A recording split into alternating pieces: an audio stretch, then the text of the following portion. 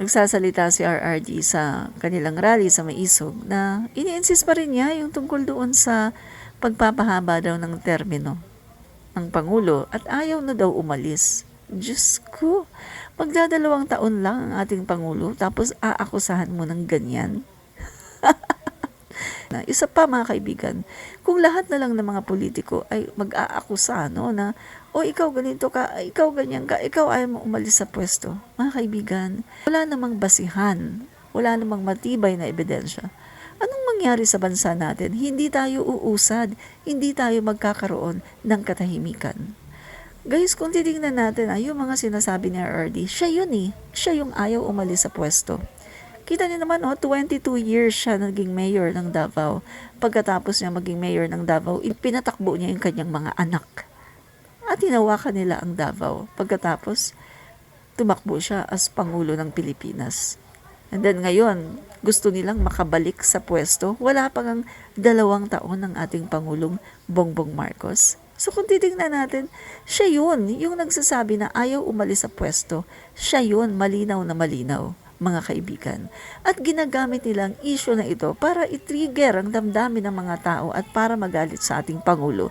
Which is, mga kaibigan, meron pa rin silang nauuto yung mga Pilipino na hindi nag-iisip at yung mga Pilipino na madaling utuin at mga Pilipino na hindi tinitimbang-timbang kung ano ba talaga ang mga nangyayari sa bansa natin ngayon. Mga kaibigan, ilang beses na pong sinabi ng ating Pangulo Bongbong Marcos na hindi po siya magpapahaba ng termino, hindi po gagalawin itong term extension na ito, itong about political, hindi po gagawin yan. No? Hindi po gagalawin yan. Ang gagalawin lang po at aamyendahan ay ang economic provision ng ating bansa dahil kailangan na ito ASAP. Pero ginagamit ito na issue ni Duterte para ibagsak ang ating Pangulo.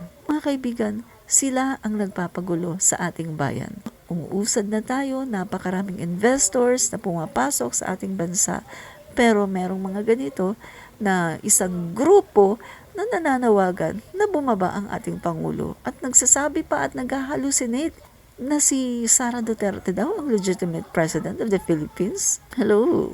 Bakit hindi nyo nalang pagbigyan ng ating Pangulo at suportahan siya sa kanyang mga adhikain? After 6 years, kapag nakita niyong ayaw bumaba sa pwesto, sa kanya banatan. Diba?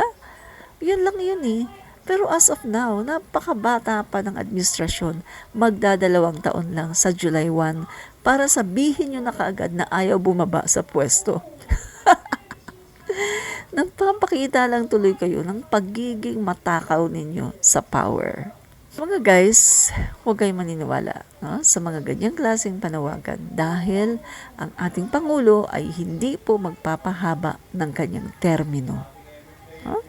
Ang gagalawin lang po ay ang economic provision na dapat naman talaga. Sa totoo lang yung 1987 Constitution ay obsolete na po. Napakarami po dyan ng mga provisions na hindi na po applicable sa ating modern times. So mga kaibigan, isa lang ang tanong ko doon sa mga naniniwala kay Duterte.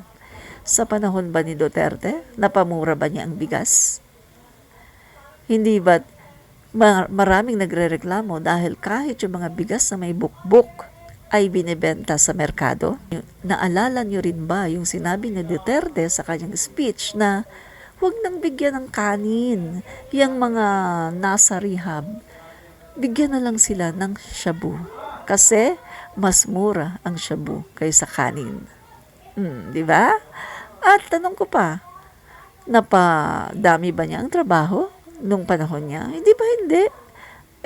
Bagsak nga ang ekonomiya. Mali kasi ang response niya sa COVID-19. Di ba? Ni-lockdown niya lahat. Kahit yung mga hindi naman dapat i-lockdown. Tama talaga yung sinasabi ni Governor Gwen Garcia na hindi dapat ni-lockdown. Dapat ay pinag-ingat lang ang mga tao para maiwasan ng COVID-19. Kasi sa ginawa ni Duterte na pagla-lockdown sa lahat ng mga lugar, namatay ang lahat ng negosyo. Diba? At eto pa, sa panahon ba ni Duterte, bumaba ang kriminalidad? Hindi. 30K EJK.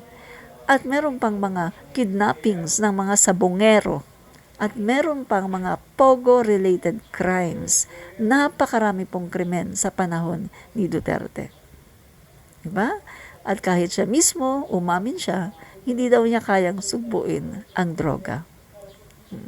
So mga kaibigan, tantanan niyo ako dahil sa panahon ni Duterte, wala po siyang nagawang maganda para sa paglago ng ating ekonomiya.